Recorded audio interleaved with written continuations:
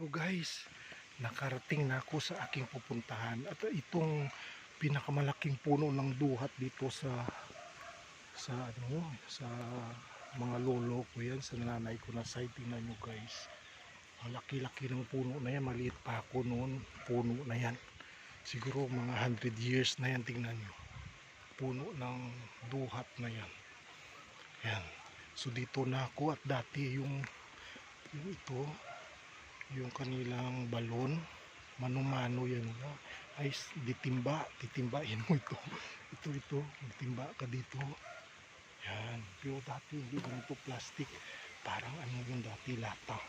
And then naging improve na sila, mayroon na rin silang puso o bomba yung tawag dito sa Ilonggo, bomba yan. Tingnan nyo guys, meron na yan.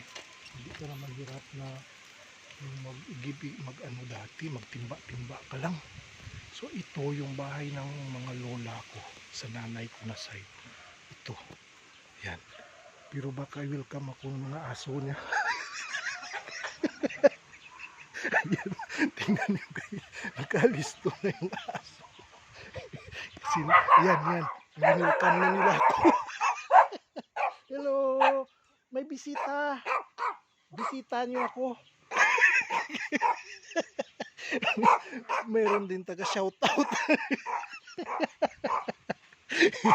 Kaya anak ko, ito talagang na-miss ko pumunta dito. Ito na yun guys, talagang probinsya, walang kagulo-gulo, wala kang kapitbahay. Tapos meron ditong dati may mga babuyan dito, ewan ko lang kasi nagkaroon ng pandemic, baka ano na lang guys yung natira dito. Naku, kulungan na lang ng mga baboy, wala na yung mga alagang baboy guys, alaala na lang natira. Yan, tingnan mo, kasi gawa nang nagkaroon ng ESF at ng mga alagang baboy guys, talagang na wipe out. Kaya ako, enjoy lang kayo kasi gusto ko talagang pumunta dito kasi tagal na ako hindi nakabalik dito sa lugar na kung saan dito ako lumaki. Kaya i-tour ko kayo, lawak na yan, lawak yan ang kanilang mga bakanting lote dito. Kaso naman hindi na ako tumira dito kasi nga mahirap sila lakarin mo pa bago ka makatawid sa kalsada. Yan, tingnan mo guys yung bahay kubo nila, naku, nasira na rin.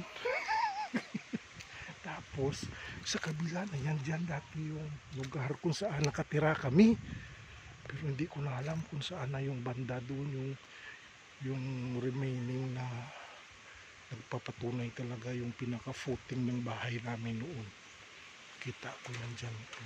At saka meron din sila dito malaking prutas. Tingnan mo guys, yung fruits nila na malaki. Ayan, yan, kita mo, marami siyang bunga.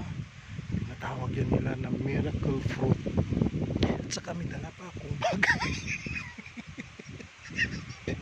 Tingnan nyo yung laman ng aking bag guys, kasi nagdala ako ng mga snacks.